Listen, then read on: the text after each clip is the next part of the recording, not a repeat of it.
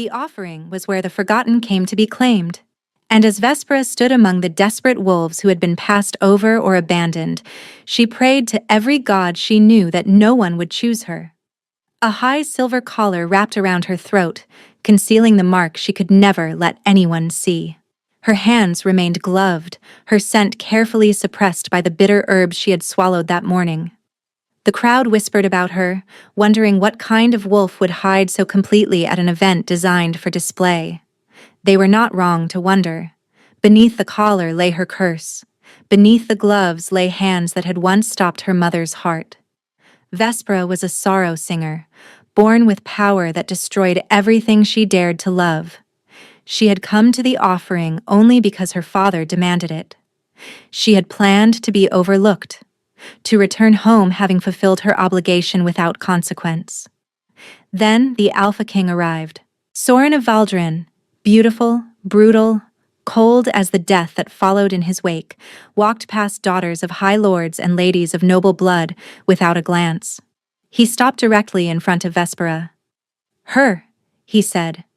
The hall erupted in chaos. Why would a king who could claim anyone choose the one woman hiding everything? Vespera did not understand either. Not until that night, when his hands learned her body in the darkness and something ancient and terrifying snapped into place between them. A mate bond. By dawn, she was gone. And the Alpha King began his hunt.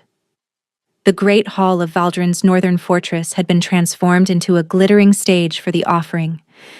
Candles floated in suspended iron chandeliers, casting warm light across silk banners and polished stone. The scent of roasted meat and honeyed wine filled the air, mingling with the nervous anticipation of dozens of unmated wolves. Vespera hated every moment of it. She stood near the far pillar, as close to the shadows as protocol would allow. Around her, other unmated females preened and positioned themselves, adjusting necklines and practicing demure smiles. They wanted to be seen. They wanted to be chosen. Vespera wanted to disappear. Her silver collar sat high on her throat, the metal cold against her skin. It was not decorative, though it appeared to be. Beneath it lay the mark, a constellation of pale scars that glowed faintly when her emotions surged, the mark of a sorrow singer, the mark of destruction. "Stop fidgeting," her sister Rowena whispered, appearing at her side. Her tone carried the familiar edge of disapproval. "Father is watching, and you are already embarrassing enough without drawing more attention." Vespera's gaze flickered to the edge of the hall, where Lord Hadrian Voss stood with other nobles, his expression pleasant and his eyes frigid. He had commanded her to attend, had threatened consequences if she refused, but he had also assured her that no one of significance would choose a woman who refused to show her throat or bare her hands. "Just survive the evening," Vespera told herself. "Then you can go home." The offering had been going on for nearly an hour.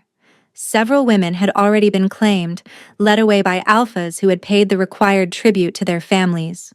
One woman wept quietly in the corner, unchosen for the third year in a row. Vespera envied her. "Perhaps Lord Merrick will choose you," Rowena said, nodding toward a thick-necked alpha with a cruel mouth.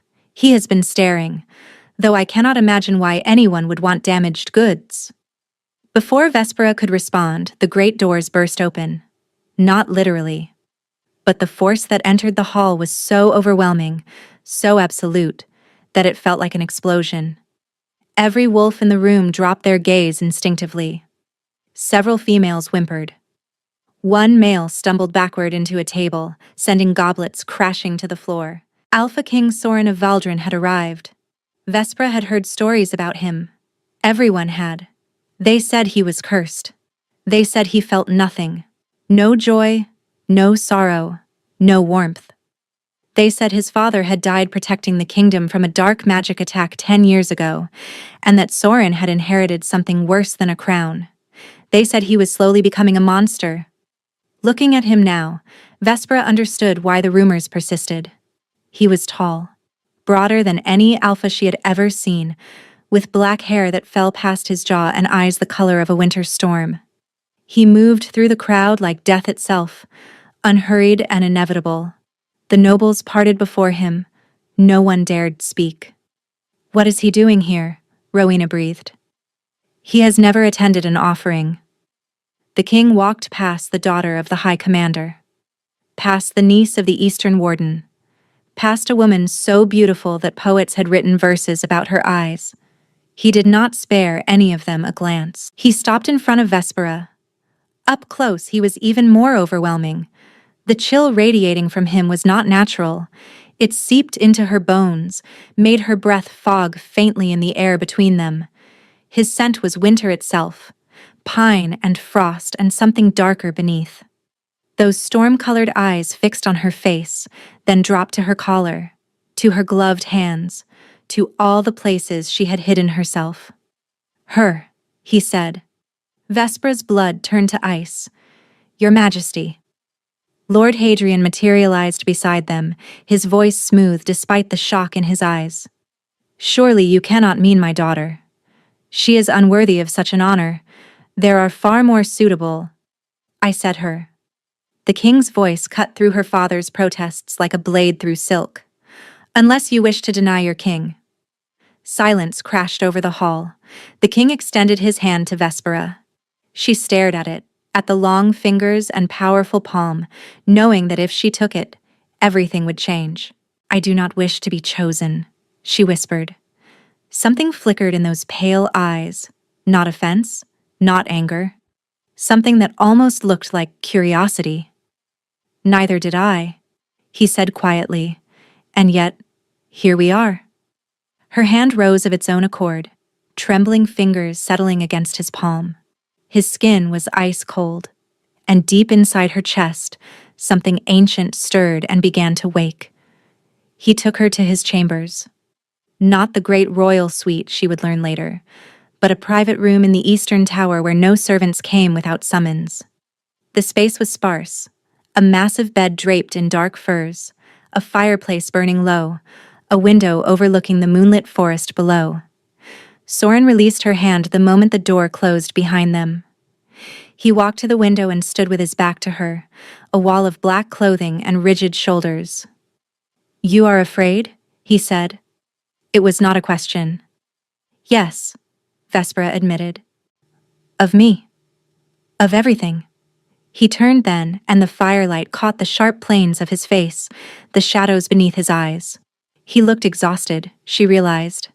Exhausted and ancient despite being no older than 30. "I will not force you," he said.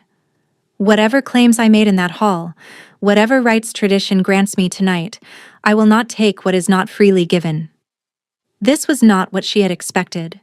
The stories painted him as unfeeling, capable of cruelty without remorse. But the man standing before her simply looked tired. "Then why choose me?" she asked. "You could have had anyone. Why the woman hiding in the shadows?" Soren studied her for a long moment. "Because you were the only one in that room who did not want to be chosen. Everyone else wanted something from me. Power, status, access to the throne. You wanted to be invisible." His head tilted slightly. "I have spent 10 years surrounded by people who see my crown. You are the first to see nothing at all." "I see plenty," Vespera whispered. "I see someone cold in a way that is not natural. And I see someone alone. Perhaps as alone as I am." The king went completely still. "Remove your gloves," he said. Fear shot through her. "Your Majesty." "You saw my truth. Now I wish to see yours." Slowly, Vespera removed her gloves. Her hands were unremarkable at first glance, but when Soren's fingers wrapped around hers, the scars began to glow.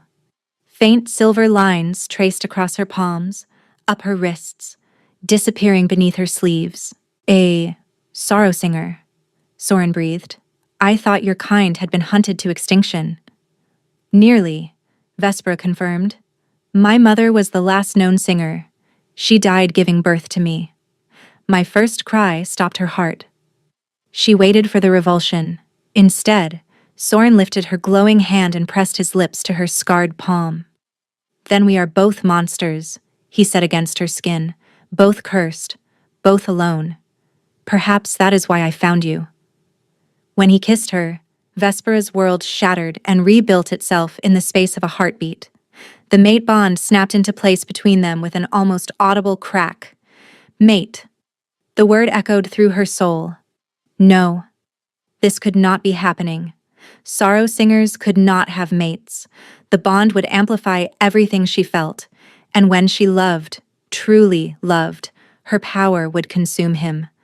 But her body did not care about logic. They came together in the darkness like two storms colliding. Later, as Soren slept beside her, Vespera lay awake and stared at the ceiling. She could feel the bond now, a golden thread connecting her heart to his. It was beautiful. It was devastating. Because with each beat of her heart, she felt her power growing stronger, feeding on the connection. She could not stay. If she stayed, if she let herself love him, her power would destroy him. The same power that had killed her mother would stop the heart of the only man who had ever looked at her without fear.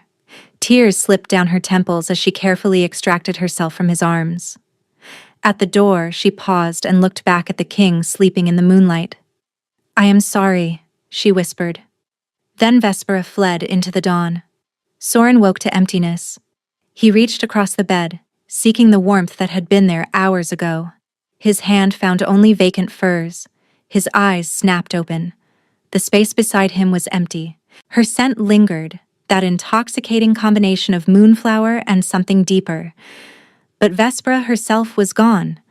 Her clothes, her gloves, that damned silver collar. "No," he breathed. He was on his feet in an instant, searching the chamber with growing desperation. Only one thing remained. On the windowsill, glinting in the pale morning light, lay a single hairpin. Silver, shaped like a crescent moon, with tiny diamonds embedded in the curve. It must have fallen from her hair during the night.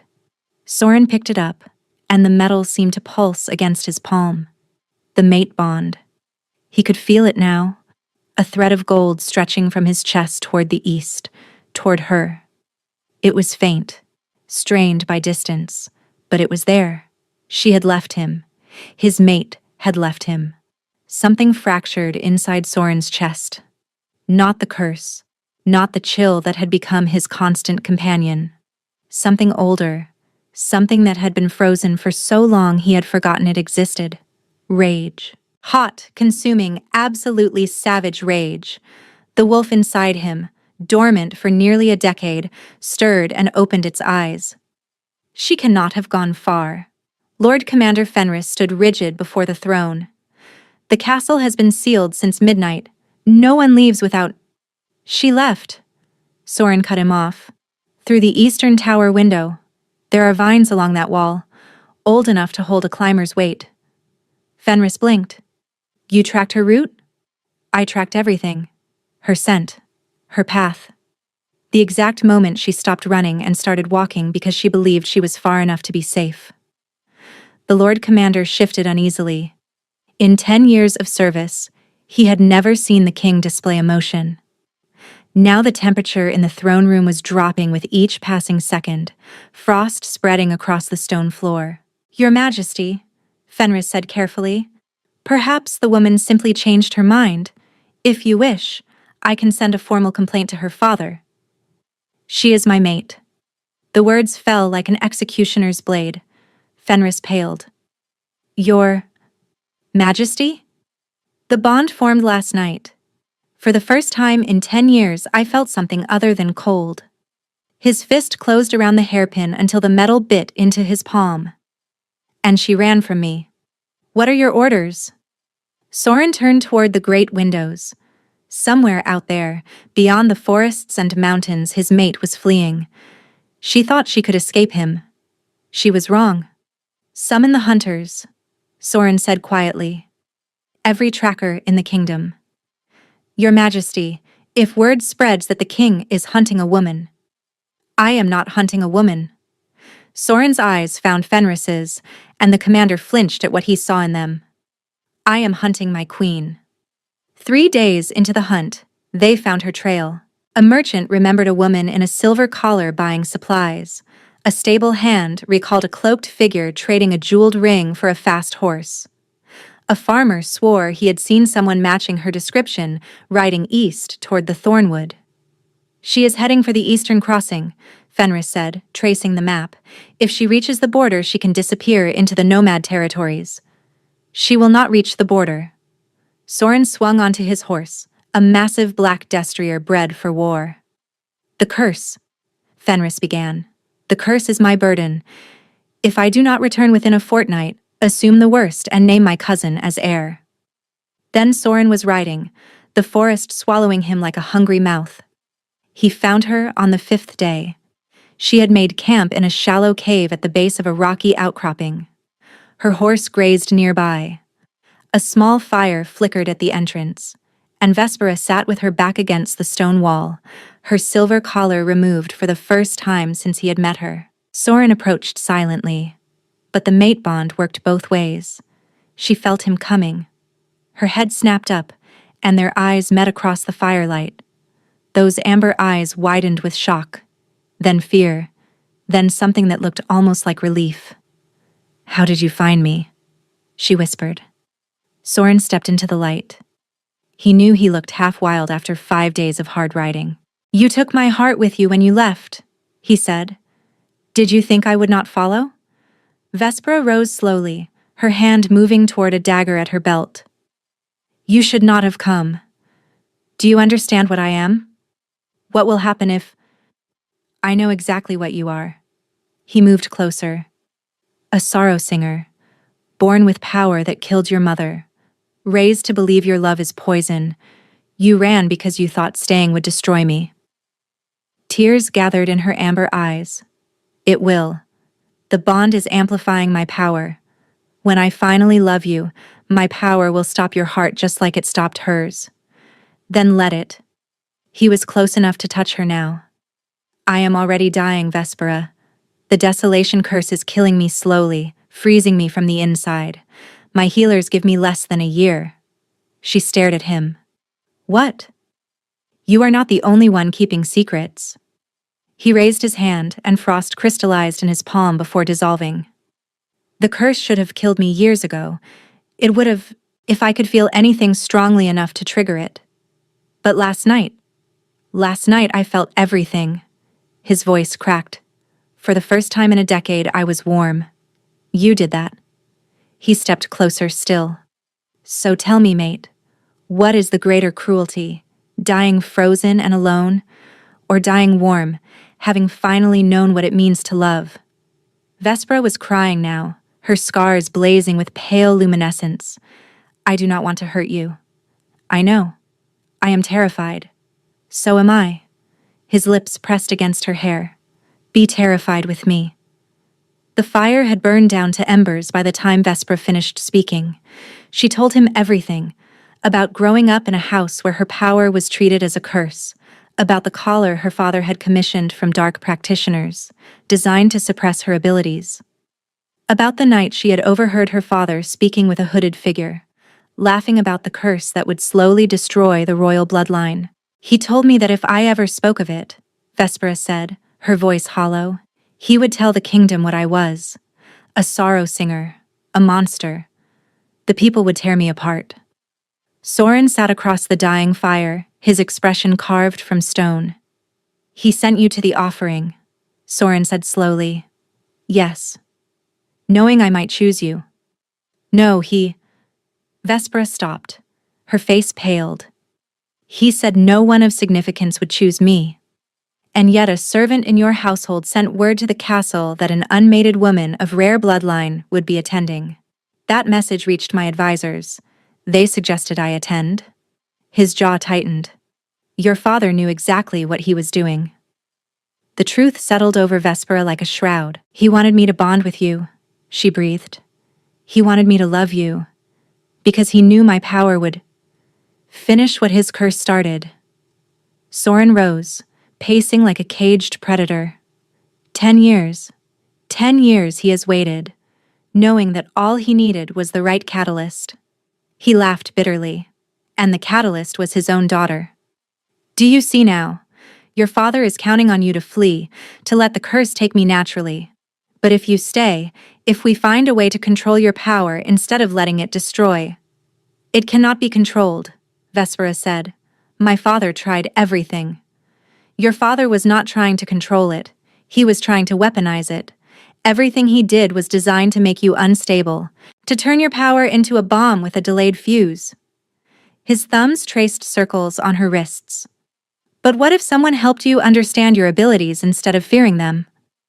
Hope flickered in her chest. Do you know someone who could do that? There is a woman in the northern reaches, a scholar who has dedicated her life to studying the old powers. She was my mother's closest friend before the curse. You trust her?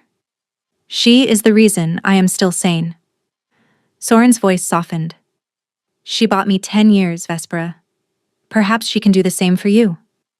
And if she cannot help? If my power is truly beyond control? Then we face that together.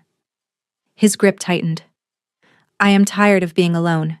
If your love kills me, at least I will die warm. Vespera surged forward, throwing her arms around his neck.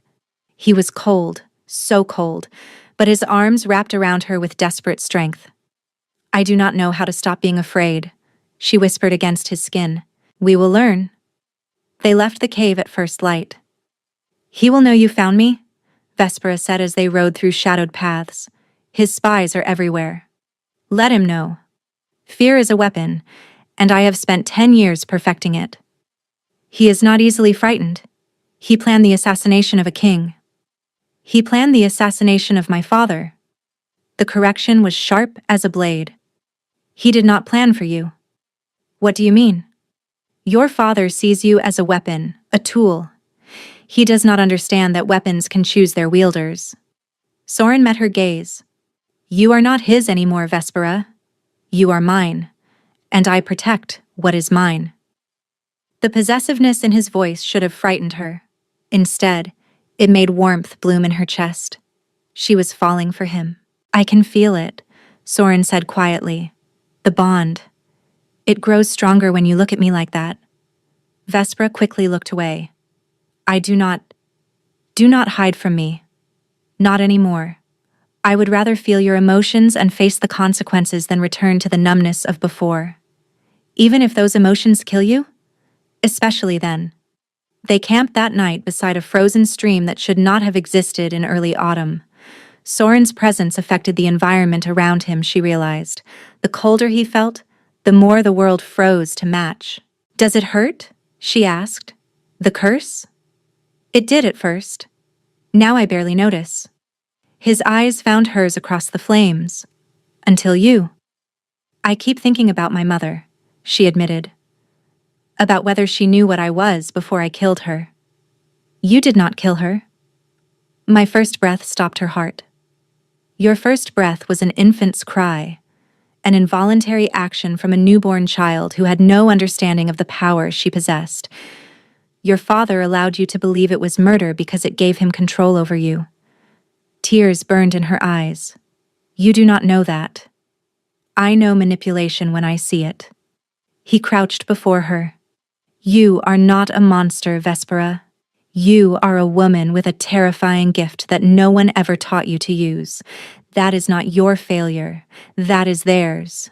She broke. The sob that escaped her seemed to come from somewhere deep, somewhere that had been locked away for 20 years. She fell against him, and his arms caught her as years of suppressed grief poured out, and her power rose with it. The scars on her hands blazed with moonlight radiance. The air around them shimmered. The frozen stream groaned, the ice cracking and reforming in strange patterns. Vespera. Soren's voice cut through the storm inside her. Look at me. She forced her eyes open, expecting to see fear. Instead, she saw wonder. You are glowing, he breathed. I need to stop, she gasped. I need to. No, do not suppress it. Breathe through it. Let me anchor you. I will hurt you. You will not. I am already cold. Your fire cannot burn what is already frozen. His voice dropped to a whisper. Trust me, mate. Let go. Against every instinct, Vespera stopped fighting. The power surged, wild and bright. It poured from her in waves, seeking something to destroy. But instead of finding flesh and blood, it found ice. It found the desolation curse coiled around Soren's heart, and it recoiled, not in pain, in recognition. By the gods, Vespera breathed. Soren, your curse. It is made of pure cold, and my power is heat, he finished, his eyes wide, emotion, passion. His hand pressed over his own heart. I can feel it. Your power touched the curse and it retreated, like ice from a flame. The implications crashed over her like a wave. Her father had been wrong about everything. Her power was not a weapon meant to finish the curse. It was the cure. That is why he collared me, Vespera said slowly. That is why he suppressed my power. Because if I ever learned to use it properly, you could save me. You could destroy the curse he spent years cultivating. Vespera's luminescence faded slowly as her emotions settled, but the knowledge remained. I'm going to kill him, she said calmly. Not before I do. Soren rose, pulling her to her feet. But first, we go north. We learn everything about your power. And then, we go to war. The northern reaches lived up to their name. 7 days of hard riding brought them out of the Thornwood's shadowed depths, across the Ashen Moor's barren expanse, and finally into the frozen highlands where winter never truly released its grip. The air grew thin and sharp, each breath a blade of ice in Vespera's lungs, but Soren seemed to strengthen as they climbed. She lives beyond the Frostfang Pass, he said, as they guided their horses along a narrow cliff path. In a sanctuary carved into the mountain itself. The sanctuary revealed itself at sunset. One moment there was only sheer rock face, the next a doorway shimmered into existence, carved with symbols that made Vespera's scars tingle. Ancient magic. A woman stood in the entrance. She was old, but not frail, her silver hair braided with leather cords, her eyes the pale blue of glacial ice. "Boo, Soren." Her voice was wind through pine needles. "You bring a sorrow singer to my door." "You knew?" I felt her crossing the Ashen Moor. That kind of power leaves ripples. Those glacial eyes fixed on Vespera. "Your father suppressed you with blood magic. The collar was only the visible chain. There are others, buried deeper." The sanctuary's interior defied the harsh exterior. Warm light glowed from crystals embedded in the walls. Books lined every available surface. "I am Thessaly," the old woman said, closing the hidden door behind them. "And you have come a long way to find answers." She led them to a circular chamber at the sanctuary's heart. A fire burned in a central pit, the flames an unusual blue-white. "The bindings are anchored to your worst memories," Thessaly explained. "Your father chose moments of grief, of fear, of shame, and he wove his magic through them. To remove the bindings, you must relive those moments, face them, transform them. And if I cannot, then the bindings remain and your power stays fragmented." Thessaly's voice softened. "But you will not be alone. The king will anchor you." Vespera closed her eyes. Soren's fingers continued their gentle movement through her hair. "I am ready," she lied. Thessaly began to chant. The first memory struck like a physical blow. She was 6 years old, crying over a dead sparrow. Her grief was huge, overwhelming. The windows shattered, and her father appeared with cold eyes and a silver collar that burned. "Monster," his voice echoed. "You see what you are?" Then she felt Soren's fingers in her hair, heard his voice cutting through the darkness. "You are a child grieving a small death. There was no monster. Only a father who feared what he could not control." The memory shifted. The shame dissolved. And the first binding snapped. Pain exploded through her spine. The second memory was worse. She was 12, watching from the shadows as her father spoke with a hooded figure. "The curse is taking hold," the figure said. "The king weakens daily." "Good." Her father's voice dripped with satisfaction. And my daughter? The collar suppresses her completely. Keep it that way. Her power is the failsafe. A sorrow singer's love is poison. He will never see the blade coming. He never loved me, she whispered. He never saw me as his daughter. Soren's hands cupped her face. Then he was blind. Because I see you. All of you. And there is nothing there but light. The second binding shattered. This time, the scream that escaped her echoed off the sanctuary walls. The third memory was the worst of all. She was 17, standing before her father's desk. Your mother died cursing your name, her father said. Her last words were begging me to destroy the monster that had killed her. But now, with Thessaly's magic stripping away the layers of deception, she could see the truth. Her mother had not died cursing her. Her mother had died smiling. The memory reformed, showing what her father's magic had hidden. Her mother's face, exhausted but radiant, looking down at the newborn in her arms. Her mother's voice, weak but warm. My beautiful girl, my gift, my light. She loved me, Vespera sobbed. She loved me, and he made me believe. The third binding exploded. Power poured from Vespera like a dam breaking. Radiant energy flooded the chamber. The crystals in the walls sang. The fire roared to impossible heights. And Soren gasped. He was rigid beside her, frost spreading rapidly across his skin. The desolation curse, sensing the threat, was fighting back. The curse accelerates, Thessaly shouted. It is trying to kill him before you can strike. Then tell me how to strike. You already know how. Love. Complete. Absolute, unreserved love. Soren. She pulled him close. I am not going to let you die.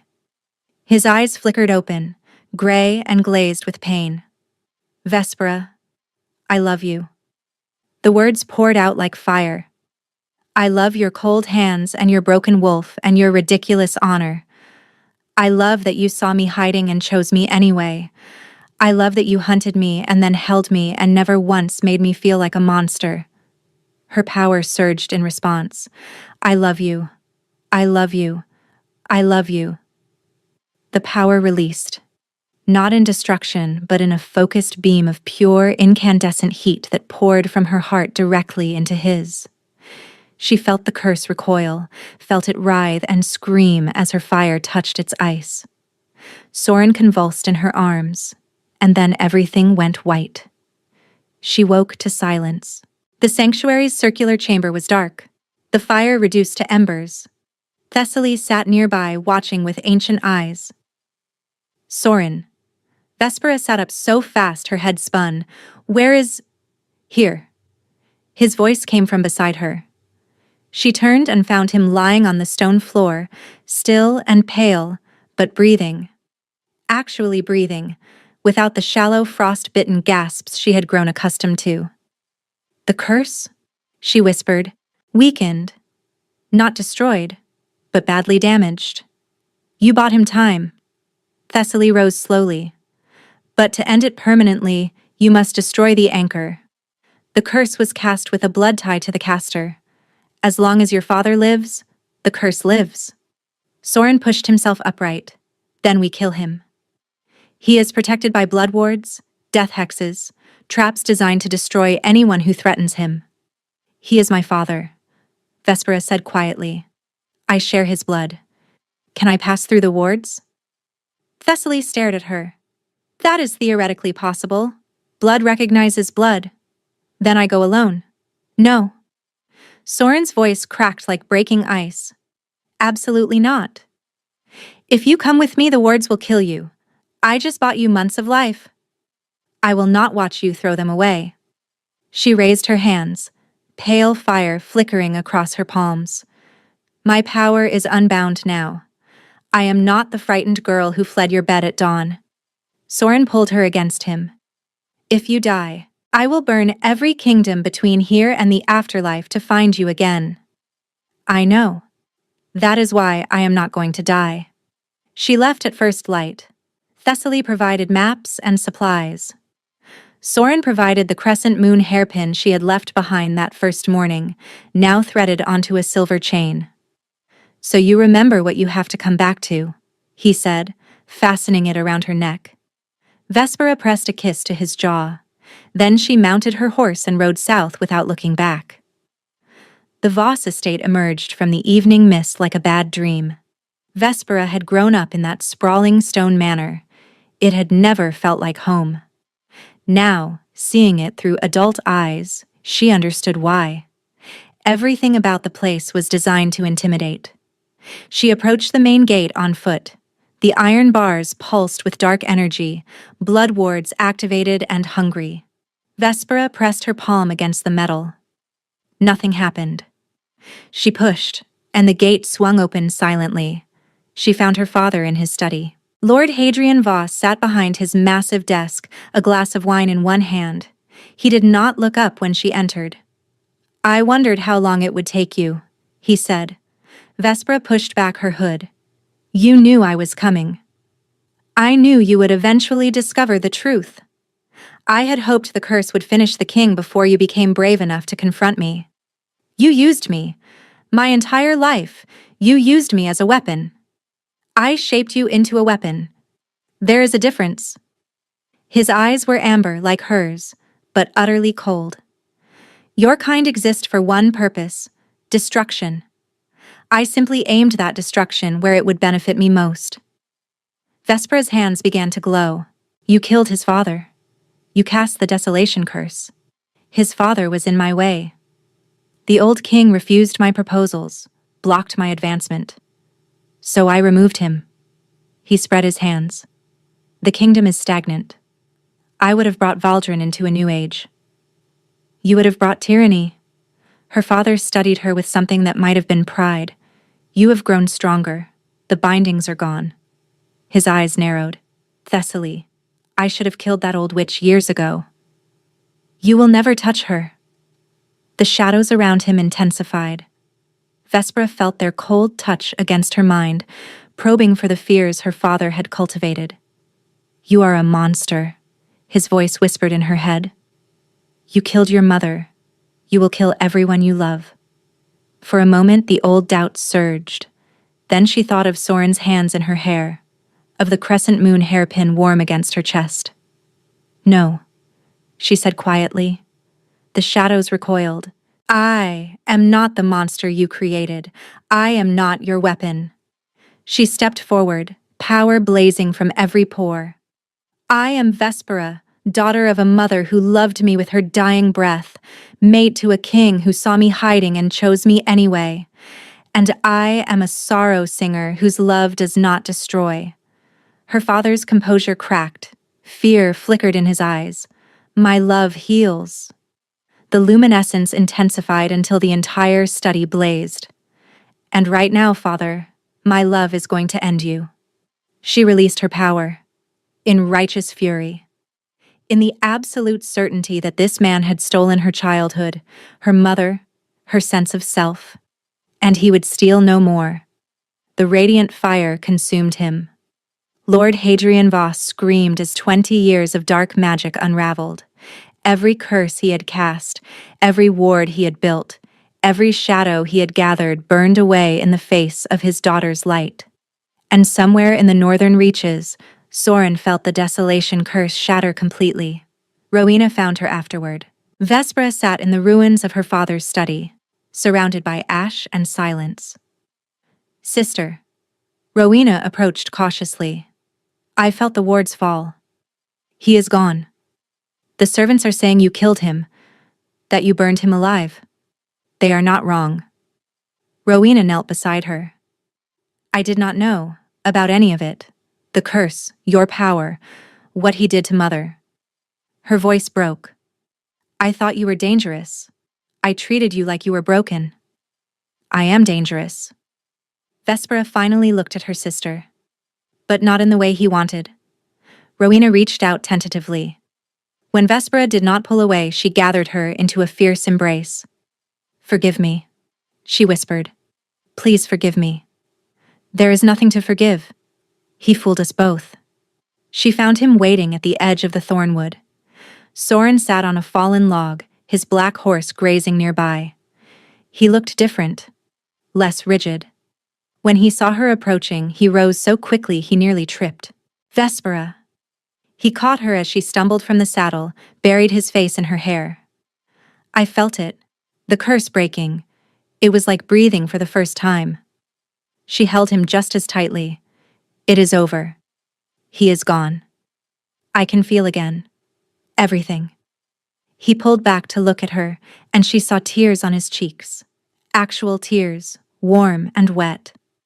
Welcome to being alive. I have you to thank for that. He kissed her, warm lips against hers for the first time, and Vespera felt the mate bond sing with joy. That is everything, my heart. They returned to Valdren as spring arrived. The kingdom had changed in their absence. The eternal chill that had clung to the royal lands began to thaw. Flowers bloomed in gardens that had been barren for a decade. The land responds to its king, Thessaly explained when she arrived for the coronation. For 10 years, Soren's curse cast a shadow over everything he ruled. Now that shadow is lifted. And my power? Vespera asked. Will it always be this strong? Your power will be whatever you need it to be. You are no longer fragmented. From now on, your emotions will fuel your gifts, rather than fracturing them. Vespera thought of all the wolves in the kingdom who still carried scars from the years of cold. Then I have work to do, she said. The coronation took place on the first day of true summer. Vespera stood beside Soren on the great balcony, looking out over thousands of gathered wolves. She wore silver and white, colors that had once represented her shame but now symbolized her power. No collar hid her throat. No gloves covered her scarred hands. Citizens of Valdren, Soren's voice rang across the crowd. 10 years ago, a curse was cast upon our land. That curse has been broken, not by war or conquest, but by love. He turned to Vespera, taking her scarred hand in his healed one. She came to me hiding. I chose her without seeing her face, and in the darkness between us we found light. His voice softened. I present to you Vespera, sorrow singer and queen of Valdren, my mate, my heart, my everything. The crowd erupted in joy. Soren leaned close, his lips brushing her ear. Any regrets? She thought of that first night, the darkness and the cold. She thought of dawn breaking as she fled. She thought of the hunt, the cave, the moment she had stopped running. Only one, she whispered back.